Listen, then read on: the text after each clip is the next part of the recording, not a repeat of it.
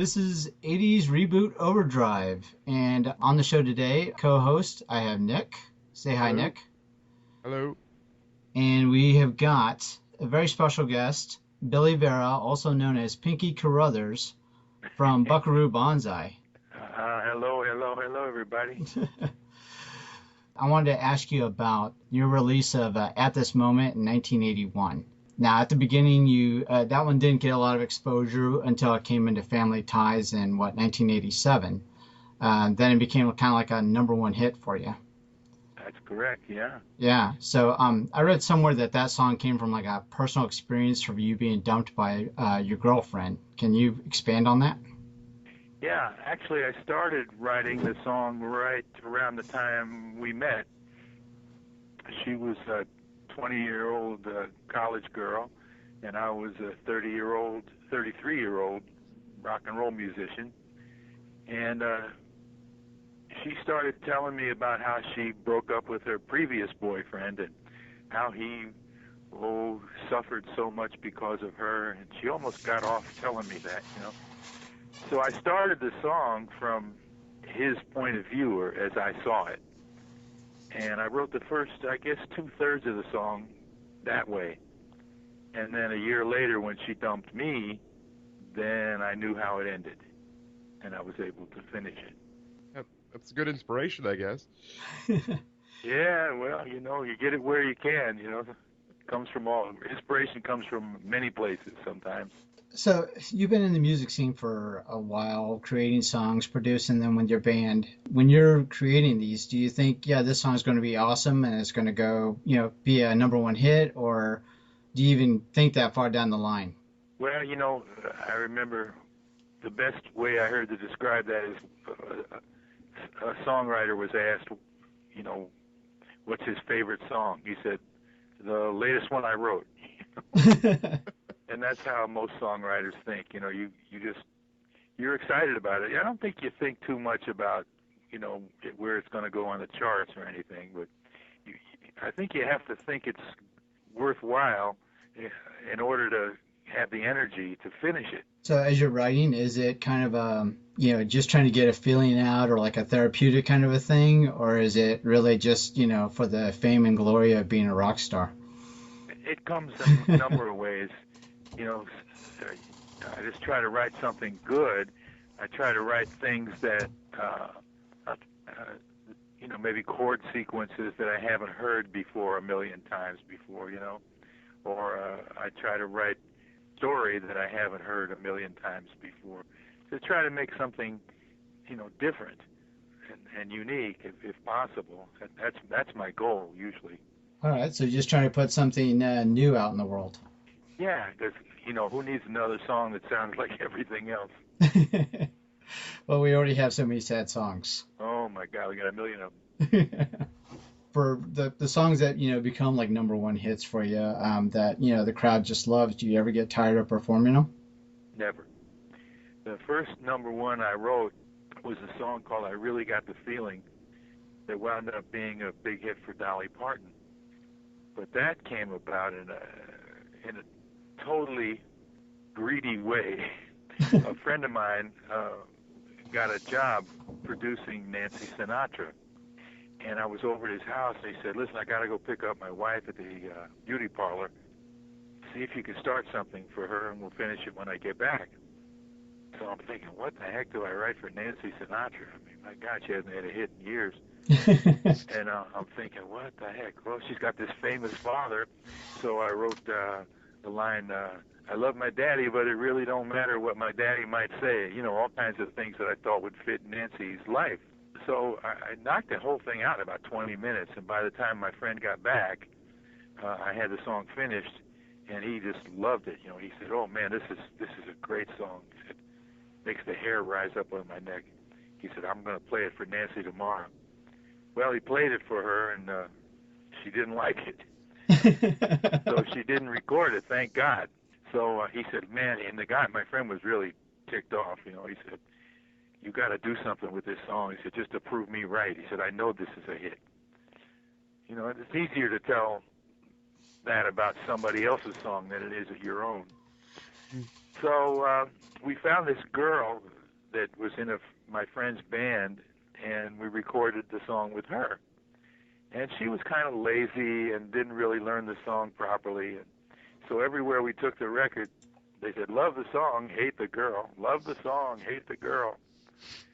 So the last guy on my list, literally the last guy on my list, he said, love the song, hate the girl, but we're recording Dolly next week. He said, give me the song for her, and I'll guarantee you that it will be her next single.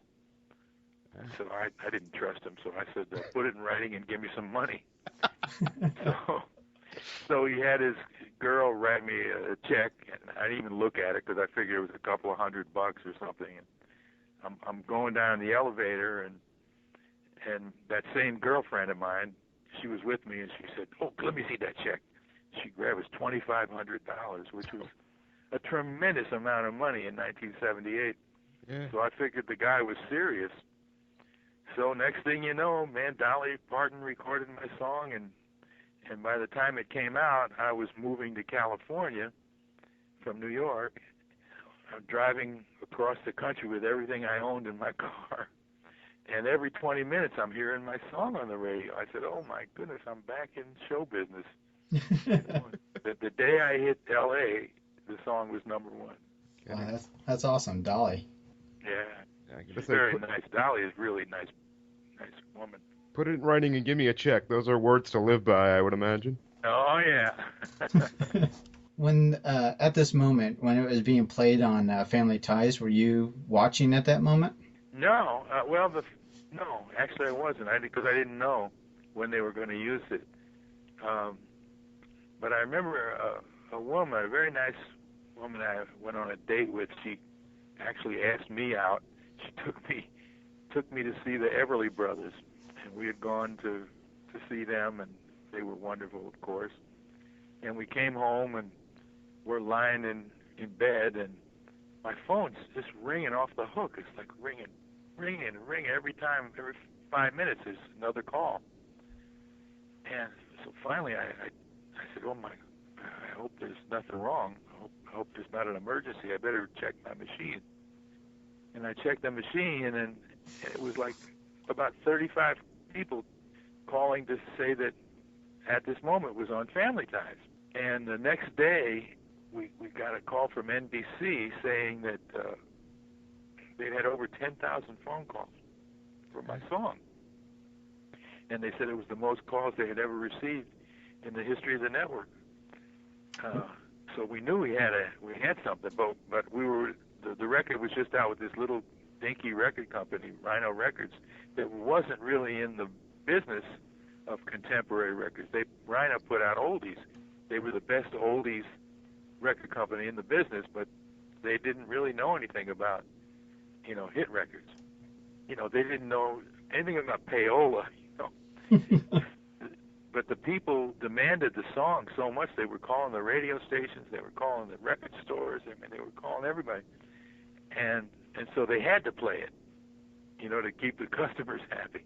And so it was one of the few records in those days without payola that became a big hit. That's cool. I mean, in terms of songs like At This Moment, whatever, do you find that those are easier songs to write, that type of song? Well, it took me really 9 months, Usually if I can't finish a song in about 3 or 4 hours, I throw it away. And for some reason, I didn't throw that one away. I'm very happy to say. I just, when I got stuck at the 2/3 mark, I just stuck it in the piano bench. And when the girl broke up with me, I took it out again and just was playing around with it. And the inspiration for the ending hit me. The line about I'd subtract 20 years from my life. Fantastic line for that song. Yeah. You also performed the theme song for a show called Empty Nest, right? Yeah, did Empty Nest and also King of Queens. So with those songs, did you write those also, or were you? I did not. Okay. No, Okay. They were pre-existing songs. Okay. Empty Nest lasted 4 years on network, and of course it went into syndication. And when you're the singer, that's a different union than the musicians are in. So the singers they get the same money as the actors. So you get paid every time the show airs. Oh wow.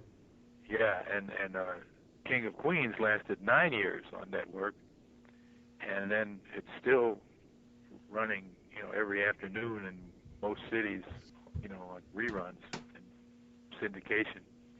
So Yeah. that's having one of those is like having a hit record. I noticed on IMDb that for Empty Nest, you get like credited for like 170 episodes. Well, that's about right, I guess. Huh? Yeah. Yeah, so I'm guessing that, however many are being played at all times, that's, yeah. So it helps your credit with IMDb, it looks like, so. Yeah, man. I'm not complaining. I don't think you would. You were also doing small acting parts in various TV shows and movies kind of throughout the 80s and 90s. Do you have any that, really stand out with you? Well, the most fun was the first one, which was Buckaroo Banzai, which just it's its 30th anniversary of the release of the movie. And we had a screening back in New York about 3-4 weeks ago.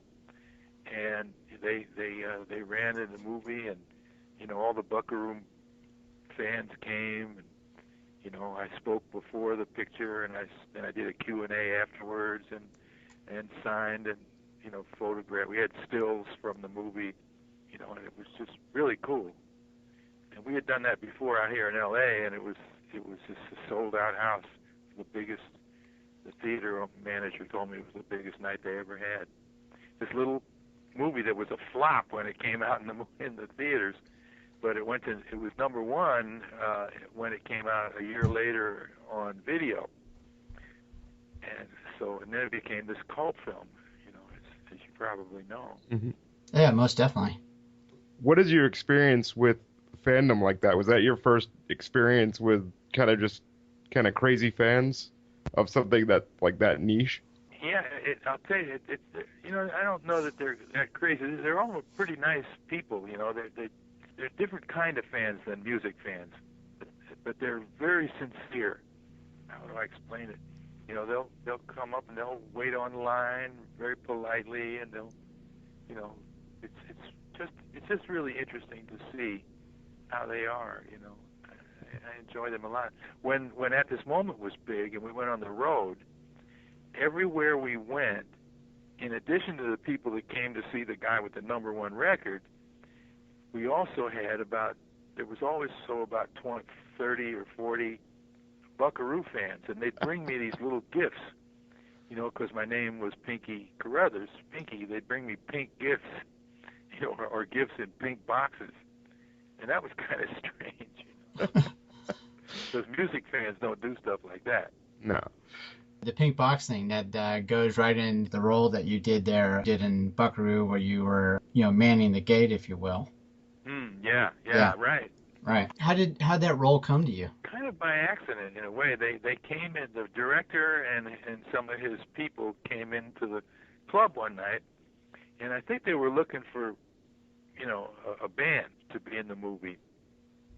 But the director liked the way I improvise on stage, and he told me that. And so he said, I really like, you come up with this, you got an interesting character on stage. I'd like to pursue that, put you in the movie.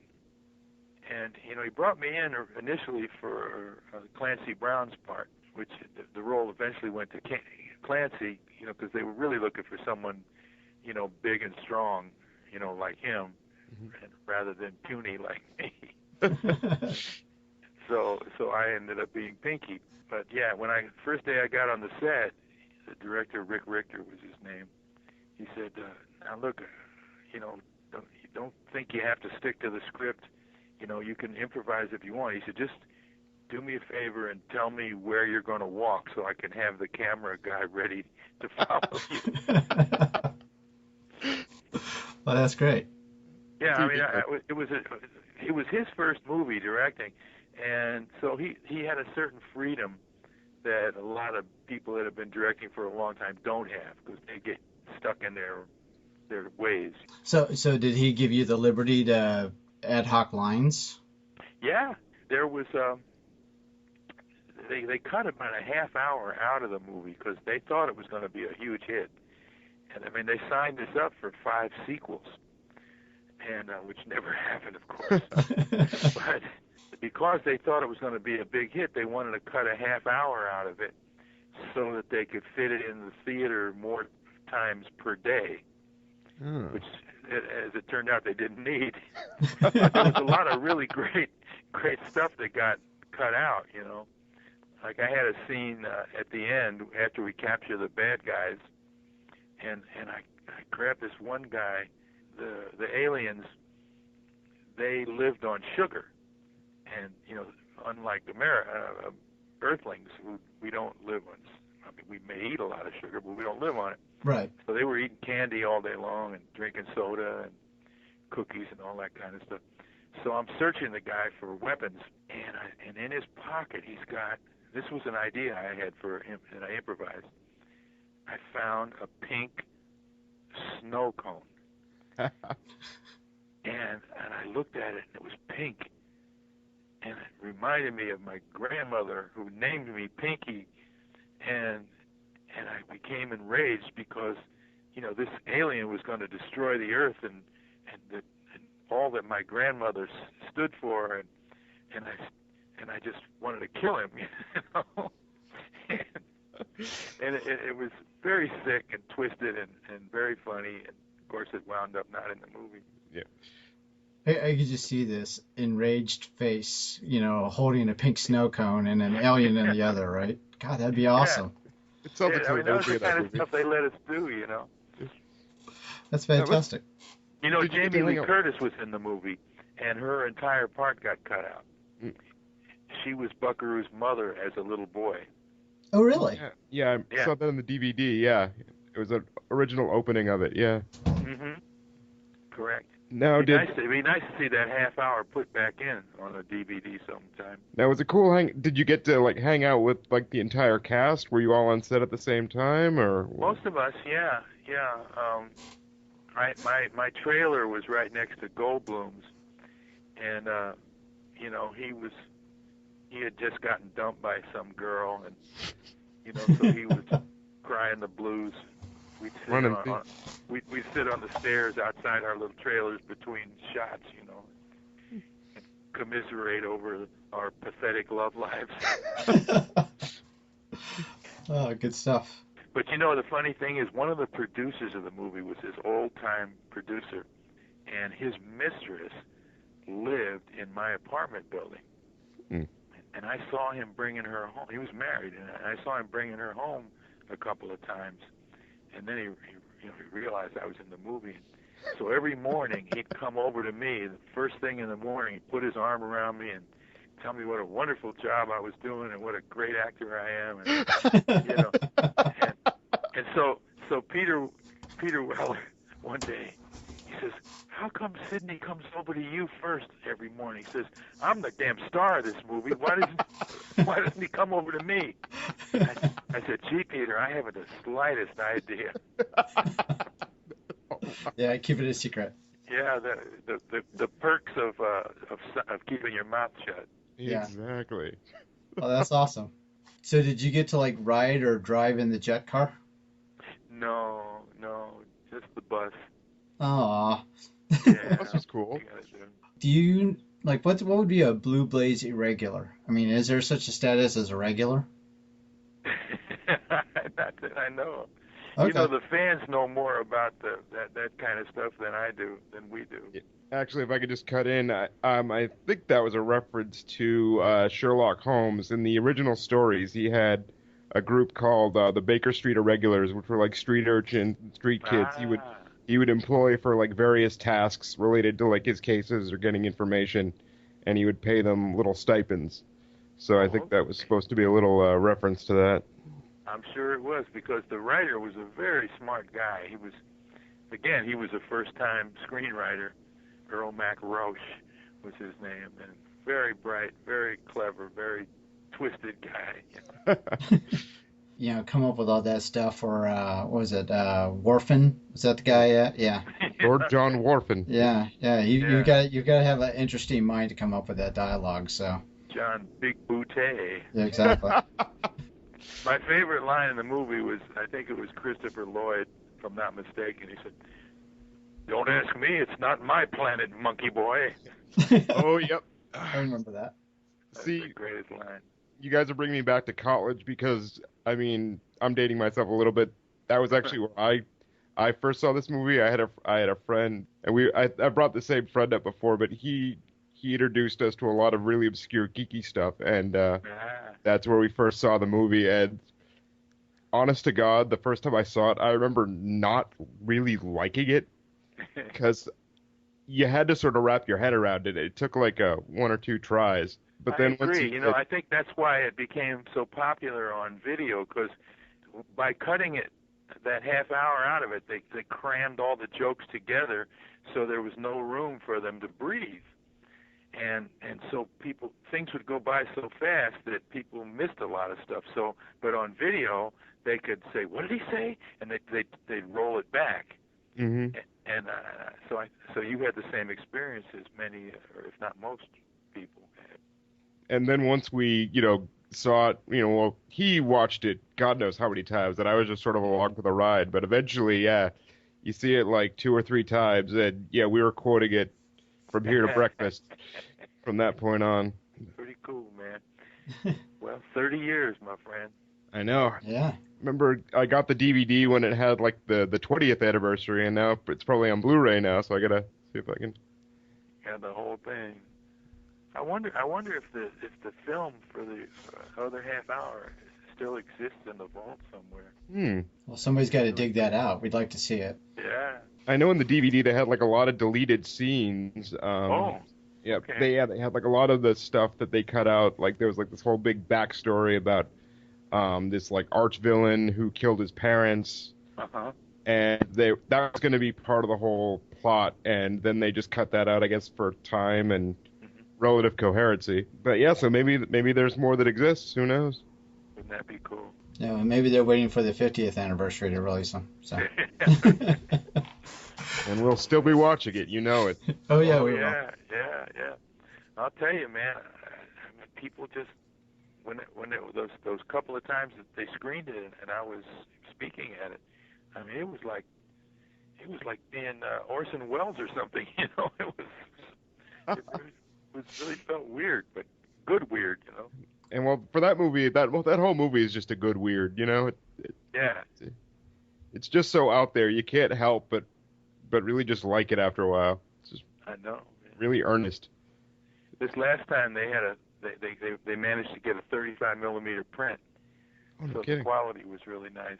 Oh wow, that's awesome actually. Because usually those kind of art theaters, they just show things off of a Blu-ray or something. Mm-hmm. Yeah, that's actually pretty awesome. Yeah.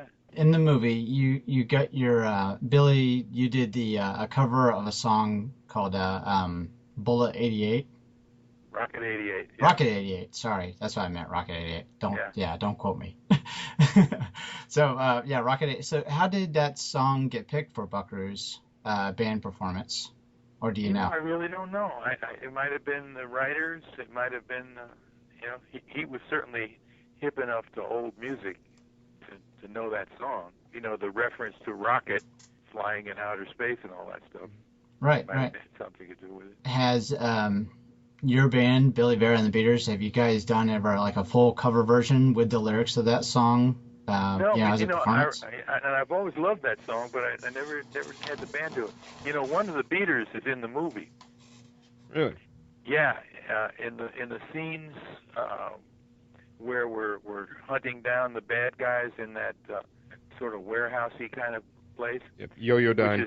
Which is actually Unidyne, which is actually in real life, it was the old Goodyear tire factory in L.A. Well, let's see, what did they call him? Rug Sucker. he was the guy with the great big head. If you haven't seen the movie, and curly hair. Yeah, okay. That's Jerry Peterson. He's one of my sax players in the Beaters, And they just wanted him because he looks so weird. He's a weird-looking guy. So he gets a movie credit just for looking weird. I love it. Yeah, man. I love it. You guys didn't get to keep the costumes, did you? Because I saw like those stage costumes you all wore. Oh, I know. They're pretty wild. Of course, today I've put on a few pounds, and I don't think I'd ever fit in that costume. And it's pretty 80s, so yeah. Oh, yeah, very 80s. Very iconic 80s.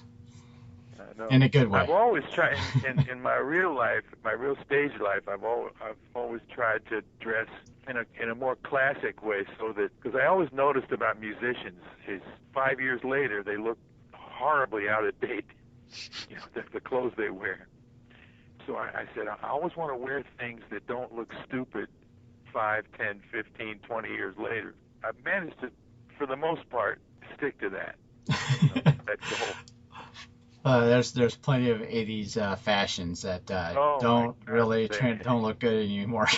the short sleeve sport coat there that Buckaroo was wearing on stage. Yeah. And the 70s was worse. Oh yeah, it was. Because it was all polyester, and you know what polyester does? It retains the body odor. Thankfully, that's not a common thing now, God willing. But yeah, I know.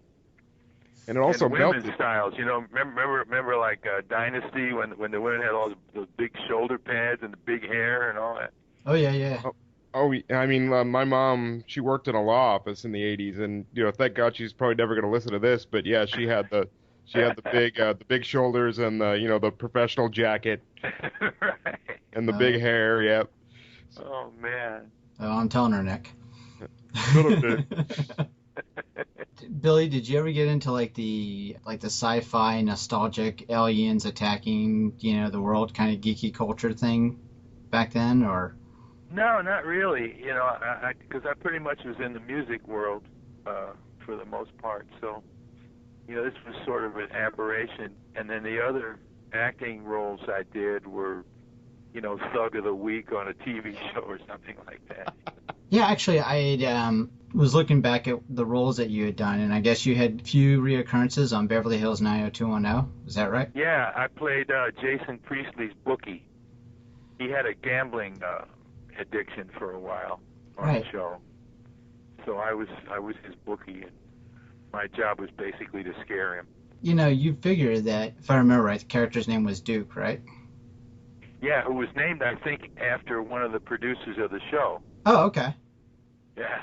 You figured Duke would have been able to get Brandon Walsh to make the Billy and the Beaters play the Peach Pit. Yeah, you'd think, huh? Yeah, you would think. So I think somebody needs to do a rewrite of that show. That's right, man. Bring it back on the new 90210. I know, seriously. Could be like all reformed. I managed to get the Beaters in quite a few things. There was a director named Bobby Roth who started out. He didn't even know I was a musician. He booked me as a hitman for some TV show he was doing, but he liked it. He liked actors. I don't know why. Most directors hate actors. But he liked that. He liked hanging out with the actors. And so he said, you didn't tell me you were a musician.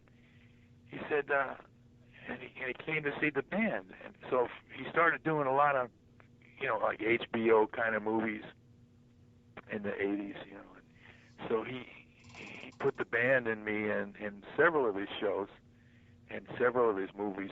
And I got a lot of songs in there. One of the happenstance things that went down in one of his movies. We did one called Tonight's the Night. The entire movie takes place in a nightclub, and we're the band.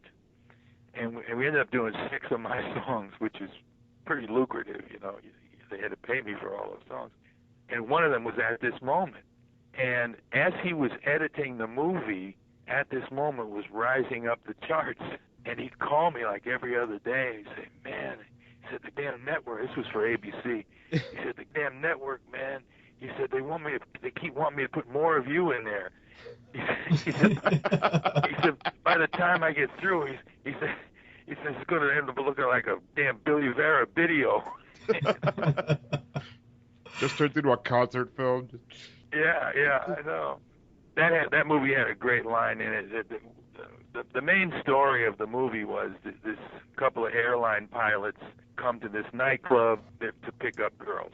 and they like younger girls, but now he's starting to age, the guy, and the younger girls are not so interested, and he meets what they call age appropriate woman, and he really likes her, has a great conversation with her, but he says to his friend says, why don't you go home with her? She's great.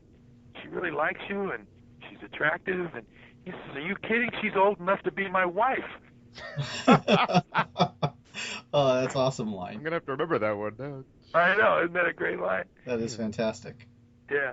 So and toward the end of the movie, he runs into his daughter, who was a friend of one of the girls he was hitting on. Oh, wow. Yeah. I think Tracy Nelson, Ricky's daughter, played the daughter. Oh, no. Oh, cool. No kidding. Cool. Yeah. Very nice girl. It was about a year after Ricky died. And the first person that ever recorded one of my songs when I was about 21 years old was Ricky Nelson. No kidding. Yeah, so the actor that played her father, told her that. And so we got to hang out. She was still aching and hurting from her dad's death. In fact, she still is. I see her on Facebook. I don't think she ever got over it, and that's like 25 years ago. But, she said, my dad, I know who you are. She said, my dad used to do your song in his show. I said, you're kidding. I didn't think it was a big enough hit for him to do in his act. And she said, no, he did it a lot. So I missed the opportunity of hearing Ricky Nelson do my song live. Oh, that would have been awesome, right? Yeah, but it was pretty awesome that he recorded my song, so I was pretty thrilled with that, because I was a fan of his. Small world. You'd be amazed how small show business is. At the end of Buckaroo, we were kind of teased about that he'd be back to fight the World Crime League. If you were called up tomorrow to rejoin the Hong Kong Cavaliers again, would you answer that call and do it? You bet. There you go. Of course, we'd be a bunch of old Cavaliers right now, but 30 years older. Hey, of course, the funny, of course, Stallone and all those guys have been doing those old guy movies, haven't they? Mm-hmm. Yeah. They've been doing those regularly, right? Yeah. So maybe we could do some old guy Hong Kong Cavaliers.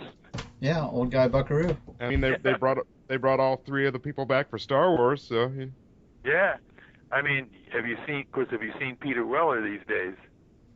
Well, he's a scholar now. I'm not sure he'd come out of teaching for acting again. I don't know. He did. I saw that he directed an episode of Hawaii Five-0. Oh yeah. He was the villain on that. Yeah. I think he was. Yeah, he was on it too. Yeah. Yeah. Okay. Yeah. So there is life after Buckaroo. There is life after Buckaroo, right? If you could call it that. I think we just promote Pinky to Buckaroo. So. Right. There we go. But it's the amazing thing about that movie is that everybody in it went on to a degree of fame, except poor Lewis Smith. I don't think he ever did much of anything after that.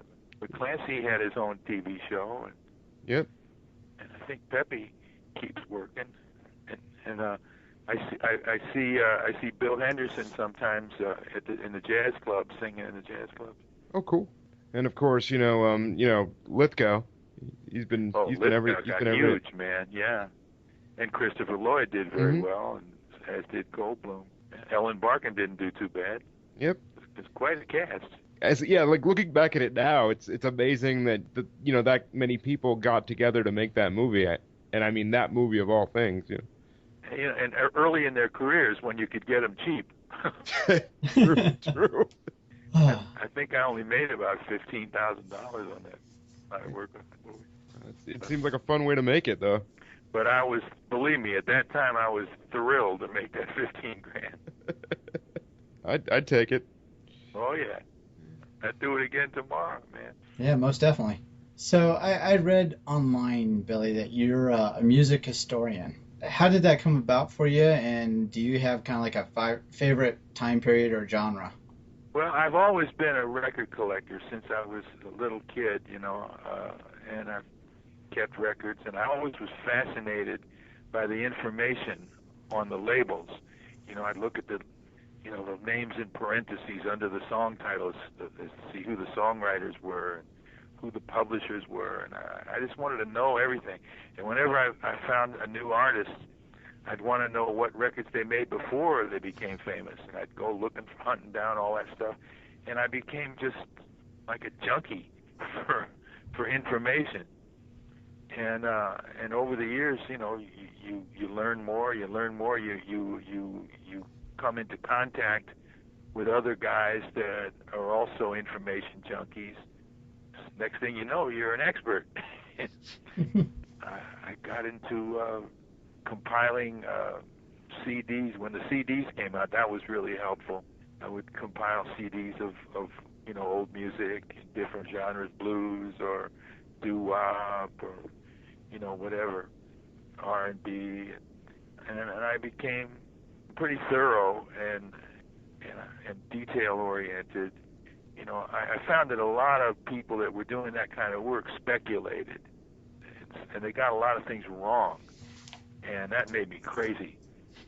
So, you know, and then I write very quickly, and so I was good at meeting deadlines, so, you know, I'd get hired to write notes for this booklets and CDs, and then I started writing magazine articles, and I expanded my collecting to other idioms, you know, jazz and even old country and regular old square pop music, you know, Frank Sinatra, Dean Martin. Not that that's square, but, you know, culminated in this last year, I finally got a Grammy for writing notes for a Ray Charles box set. Oh, nice. Ray Charles was one of my idols, you know. Ray Charles and Duke Ellington are my two heroes. Oh, beautiful. I just love Ray Charles' Mess Around. Oh, great one. Yeah, that's a great song. Yeah. I've written for, I think, 7 or 8 Ray Charles CDs or box sets over the years. So I got to know his stuff inside and out. All right. Well, have you seen the movie Ray? Yeah, I did. I saw it twice, actually. I took my son to see it. This is getting off my theme of the 80s, but how accurate was that movie? You know, very few of those biopics are accurate. Some are more accurate than others, but you know, I knew a lot of the characters. I know the fathead character was really pissed. You know, that he was portrayed as the guy that got Ray on heroin, and right. he said he wasn't. You know, he was already on heroin when they met. And then I know Jerry Wexler, one of the co-owner of Atlantic Records, he was the guy that signed me to Atlantic Records back in the 60s. He was just very unhappy with the way he was portrayed. And then poor Hank Crawford, the alto sax player in his band, who was a very important part of that band, he was left out altogether. So, yeah, a lot of that was unfortunate. Another thing that was really inaccurate that bugged me a lot, having been in those sessions, and my mother having been a background singer on the Perry Como show and a lot of records, when they had the big choirs in the recording studios in the movie, sure, the choirs were all in the movie were all black. Well, the choirs in the records were all white. Oh, really? Yeah. And the string players that they had in the movie, the violin players, there were some women, and there were some younger people, and there were some black people. Well, all the string players in those days were all these old Russian and Eastern European Jews. You know, these really old guys that played all the violin parts. They were all symphony guys. So that was inaccurate, and I don't know why they portrayed it that way. Certainly somebody must have known. I guess it doesn't look as interesting up on screen, maybe? I think that, or I think it was just that they were trying to be politically correct, you know, which is always a mistake, I think. Back to your music collection. If you were to guess, how many albums do you think you have? Oh, no idea. I know I have one room full of albums. I just sold about a whole bunch of them, about 1,000. And my 45s, I mean, there's probably 20,000 maybe. I'm just guessing. wild guess. Was it hard choosing those tens of thousands to get rid of? Oh, the ones the albums to get rid of? Yeah. They were things that I just didn't listen to anymore and had no use for, and I wanted to get rid of some of them. I didn't really need the money, but it was to make room. Mm-hmm. Was a large part of it. The 45s, though, I have a hard time getting rid of those because they have, for me, even if I don't like the music, particularly if I don't listen to the music, they have a certain historical value in the history of the music business. Mm-hmm. Like when I was a kid, right out of high school, I worked in a record store, and I worked in a black record store in a black neighborhood. That was pretty interesting. The guy that owned the store was this black guy named Charlie Yates, and the first day he said to me, he said, black people don't buy a lot of albums. He said, so don't worry about that. He said, they'll come in, they'll want to buy a song. He said, but your job is to sell them that song, and they might give you the wrong title or the wrong artist. He said, don't correct them. They don't like to be corrected. He said, but you got to figure out what they really mean and play them that record. And we used to play them on a little turntable. He said, and then you judge from that one record that they want what their taste is, and you got to sell them 4 more. He said, wow. He says, because I want those people to walk out of here with 5 records. You know? So I learned. I got really good at it. You know, I could tell if they liked this record, that they might like that record, and so I would sell them that. And then I had one customer I'll never forget. He was an old drunk, and he would come in every Saturday morning with a hangover. I mean, still drunk from the night before, and he wanted to buy a blues. He liked blues, and it was a ritual with him. Mm-hmm. And he'd come in, and every Saturday morning, he'd say, "Billy, play me a hot one." And that meant he wanted to hear a blues. Sure. Well, this one week, I had no new blues records. So I said, this poor guy, he's going to be unhappy if he doesn't buy a record. You know, what can I do to make him happy? So what I did was I played him the other side of a record I had sold him about a month earlier. Oh God! And so he walked out of there happy, you know. And I hesitated because I didn't want to rip the guy off, but I realized that the ritual was more important to him than anything else. Mm-hmm. So that's why I made the choice that I made. As long as he was happy, I guess. Yeah, he didn't know. He was a drunk, man. What is a drunk knowing?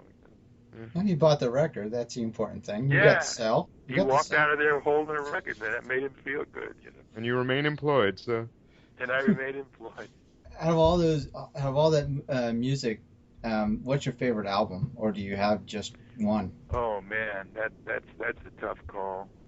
I would say maybe The Genius of Ray Charles is one of my favorite albums. That was his last album on Atlantic, and that was where he went from his 8-piece band to a full band, and it was a big leap for him. He wanted to do it, and the company let him do it, which was pretty generous of them because they were making plenty of money with What I Say and all that stuff, and so they could have easily said, come on, let's just stick with what's selling. They let him experiment with this full orchestra, and he made a wonderful, wonderful album. I mean, you ever see the movie King of Comedy? I had not. It's a Scorsese movie, Mm-hmm. and it was a flop, I think. I don't think it sold a lot of tickets. I saw it. I love it. It's the most twisted movie in the world.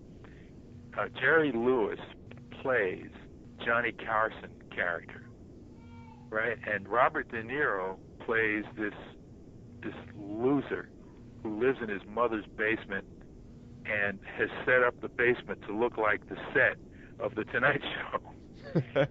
and he goes out and he buys the same clothes that the Jerry Lewis character wears, only in the $85 version of Jerry's $2,000 suits. Yep. Sure. So they look like Jerry's suits, but they look really cheap. you know. And so he's down there pretending to do this show, for himself, and his mother calls him. He says, "Ma, I'm doing my show here." That kind of stuff. Oh, okay, yeah. The I saw opening that. scene is so sick, man. Sandra Bernard, who's already a twisted character, the comedian Sandra Bernard. Mm-hmm. Yeah.